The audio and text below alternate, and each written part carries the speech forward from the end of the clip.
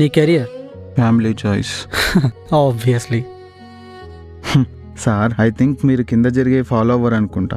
కింద ప్రపంచంలో అందరూ ఇలానే ఫ్యామిలీ కోసం, సొసైటీ కోసం ఆశల్ని చంపుకొని బ్రతుకుతున్నారు.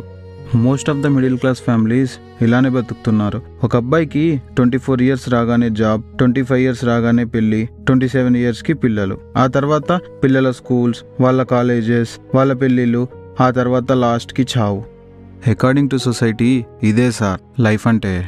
ప్రతిసారి safe options, family pressures, society pressures, etcetera etcetera. That's not the correct reason. Correct reason ఏంటో నేను చెప్తాను, నువ్వు విను. మనుషులు రిస్క్ తీసుకోవాలంటే భయపడతారు, అట్లీస్ట్ ట్రై కూడా చేయరు. అందరూ చెప్తారు మనకి రాసిపెట్టి ఉంటే ఏది ఎలాగైనా మన దగ్గరికే వస్తుంది అని. బట్ మీరందరూ మర్చిపోయేది ఏంటంటే, ఒకవేళ అది మన కోసం రాసిపెట్టి ఉన్నా దానికోసం కష్టపడకుండా ఏది మన దగ్గరికి రాదు. అలాగే